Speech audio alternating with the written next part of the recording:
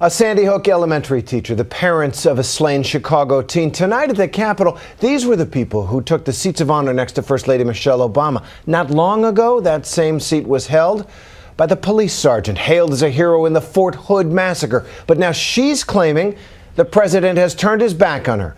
Some of the following images in this story may be difficult to watch. Here's ABC's chief investigative correspondent Brian Ross with a Nightline Investigates. In the 3 years since, the attack at Fort Hood in Texas has been forgotten by many, but not by the victims.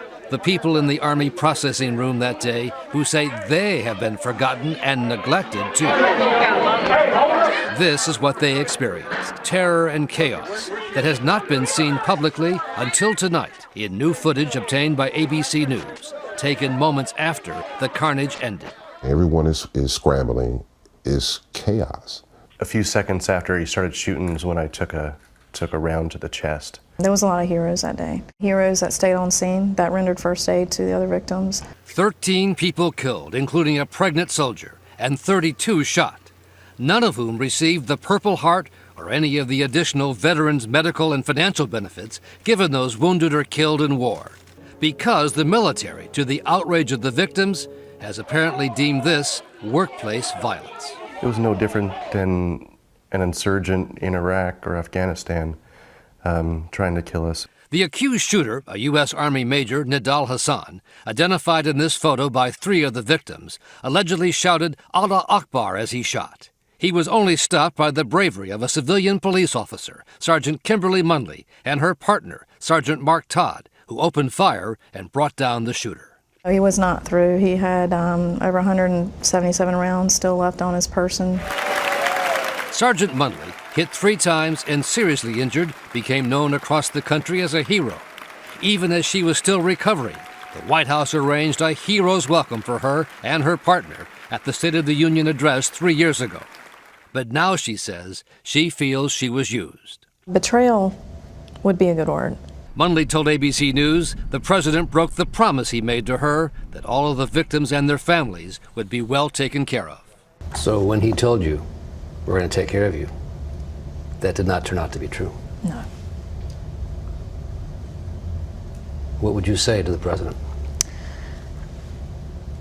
If I were to see him again, again, it's not about me, but I would just beg him to please take care of him.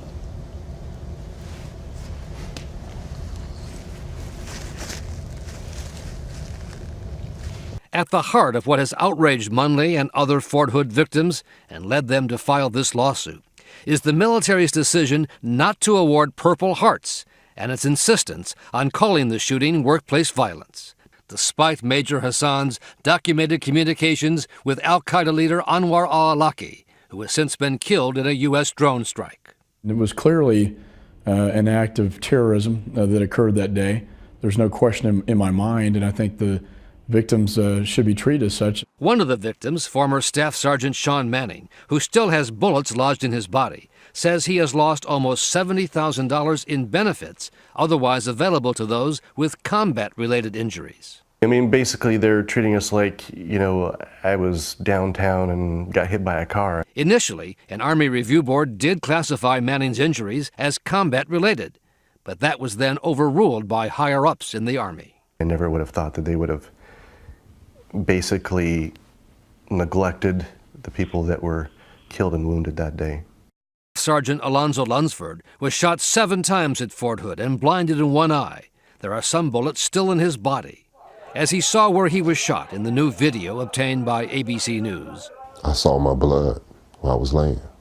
Lunsford told us he still suffers every day from the physical and emotional pain of what he says was no different than being in a war zone. It's a slap in the face, not only for me, but for all of the 32 that wore their uniform that day. Some of the other victims from that day say they've had to go outside the military to get proper medical care. We have stories of soldiers who were forced to go, had their parents find civilian doctors to get them proper medical treatment. Among those named in the lawsuit is the Secretary of the Army, John McHugh, who told ABC News he was unaware of the soldiers' complaints until we asked him about it. You had not heard that before? I have heard of certain concerns, but not that they haven't been getting treatment that they care about. It is not our intent to have two levels of care for people who are wounded by whatever means in uniform. As for the Purple Hearts, McHugh said the pending military trial of Major Hassan prevents the Army from awarding them to the victims of the Fort Hood shooting. Giving Purple Hearts would Now, prejudice the process? To award a Purple Heart, it has to be done by a foreign terrorist element. So to declare that soldier a foreign terrorist, we're told, would have a potentially profound effect on the ability to conduct the trial. Are you satisfied with that, Secretary? I think I've answered your questions repeatedly. You don't think that's insensitive to the soldiers? In a statement to ABC News, the Pentagon said survivors of the Fort Hood shooting are eligible for the same medical benefits as all service members. But some in Congress, including the chairman of the House Homeland Security Committee, Michael McCall, say they will introduce legislation to require the Fort Hood victims receive the Purple Heart and other benefits they say they are now being denied.